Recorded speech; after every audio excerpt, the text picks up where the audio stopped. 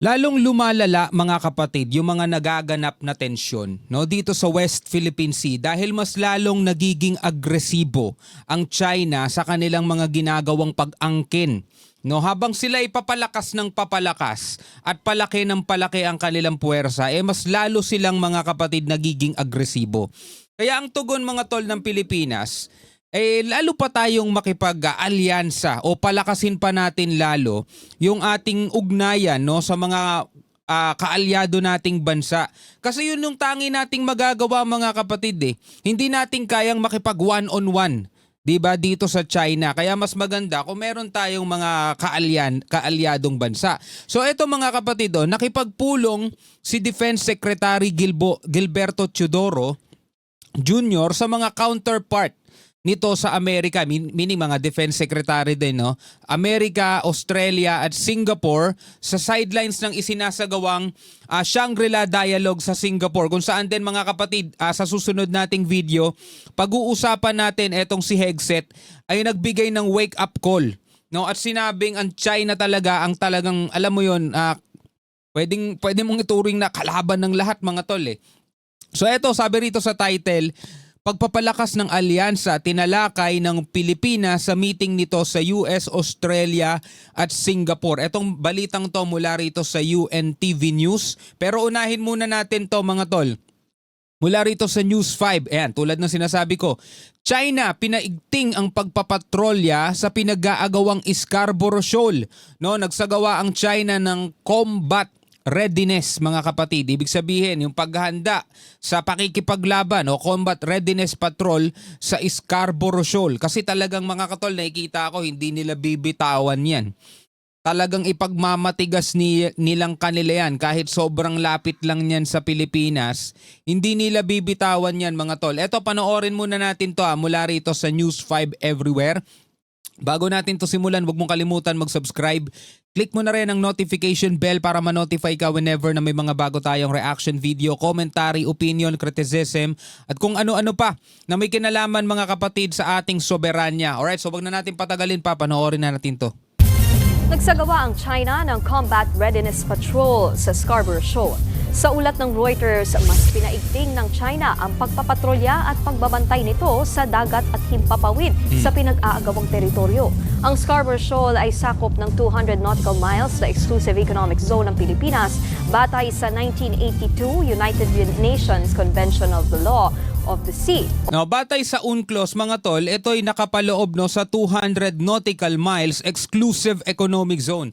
Yung 200 nautical miles na yun mga tol, hindi yan inimbento ng Pilipinas. Unlike doon sa 9-dash line ng China, yan ay walang batas o international law na kumakatig dyan. O ibig sabihin mga tol, walang basehan. Ito ay pinawalang bisa ng ng 2016 arbitral ruling Doon sa 1982 UNCLOS mga tol, which is a signatory state din ng China, nakapirma sila dyan mga tol. Ang problema, hindi nila nire-respeto yan. Lagi nga nating sinasabi, respeto ang kulang dito mga tol. Respeto talaga. So sabi naman sa arbitral ruling, walang pwedeng magmay-ari dyan. Diyan sa Scarborough Shoal. Doon nasa loob siya ng exclusive economic zone natin. Pero yung Scarborough Shoal na yan mga tol, yan ay traditional fishing ground ng mga bansa tulad ng Pilipinas, Malaysia, at Vietnam at ng China mga tol. Pero ang ginawa ng China, inangkin niya yan ng buo. At ayaw niya na magpalapit dyan ng kahit na sino man. O UNCLOS. Samantala, matagumpay na naisagawa ng atin ito koalisyon ang isang linggong concert for peace sa Pag-asa Island. Sa kabila yan ng pagbuntot ng mga barko ng China sa kanilang barko. Alright mga kapatid, yan nga pinaigting ng China mga tol yung kanilang pagpapatrolya dito sa Scarborough Shoal. Kaya ngayon, ang tugon ng Pilipinas, wala talaga tayong magagawa Hindi tayo pwedeng makipag one-on-one sa kanila o makipagtagisan tayo ng puwersa Kailangan natin ng mga makakasama. So eto na. Patuloy na pinagtitibay ng Pilipinas at mga kaalyadong bansa ang pangako nitong palakasin ng strategic defense partnership sa rehiyon sa pamamagitan ng mga interoperability, joint training at pagpapalawak ng logistical cooperation.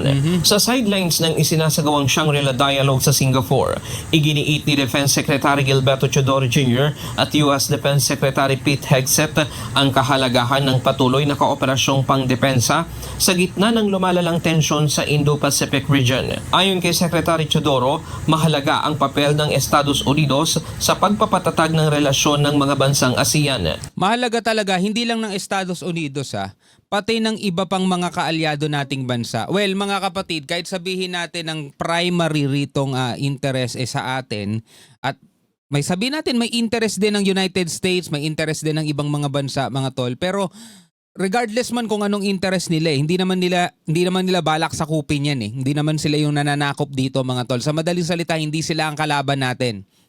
Ang kalaban natin is yung mga walang respeto, yung mga walang pakisama sa kanilang mga kapitbahay. Yung tipong sariling lamang dagat o yamang dagat na makukuha dito sa West Philippine Sea, kung saan nasa loob yan ng exclusive economic zone natin, ipinagdadamot pa mismo sa atin. Diba? Binabangga tayo, wina-water cannon. Kumbaga talagang inaapi, binubuli, mga kapatid. Yan yung mga kalaban natin . At napansin ng ating Navy na nag-iiba ang behavior ng China, mga kapatid. Kapag meron tayong mga kasamang mga barko mula sa ibang bansa na naglalayag, at ibang-iba ang behavior din nila kapag mag-isa lang ang Pilipinas. So doon pa lang, mga tol, makikita na natin kung ano yung naidudulot ng ating pakikipag-alyansa sa iba. Nagiging medyo napapalayo, no? Kumbaga nagiging deterrence natin yun . Yung pakikipag-alyansa sa ibang mga bansa, kasi naitutulak natin palayo itong China. Hindi sila nakakapalagbag, may mga kasama tayong mga bansa . And it is the proof of the commitment of the Trump administration to engage in the ASEAN and the Indo-Pacific. Of course, we will continue to enhance our bilateral and multilateral relationships, all with the vision of a free and open Indo-Pacific, and of course our shared interests in upholding a rules-based international order. Okay din to si Secretary Gibo . Actually, 'di ba yung balita nga na re-resign ni PBBM yung kanyang gabinete? Isa sa nagbigay ng resignation ito si Secretary Gibo, pero tinanggihan niya, no.